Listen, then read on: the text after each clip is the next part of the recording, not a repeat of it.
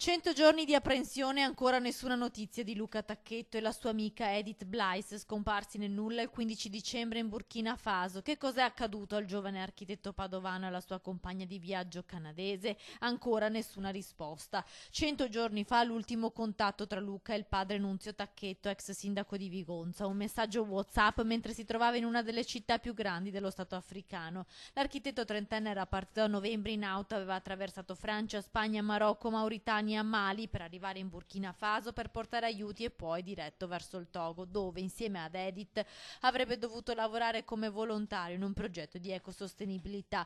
Ma qui non sono mai arrivati, svaniti nel nulla. La Procura di Roma ha aperto un fascicolo con l'ipotesi di sequestro di persona e in questi mesi ha preso corpo la pista di un rapimento di matrice jihadista. I servizi segreti sono al lavoro. Dalla famiglia Tacchetto nessuna dichiarazione, sono chiusi nel silenzio in attesa di notizie.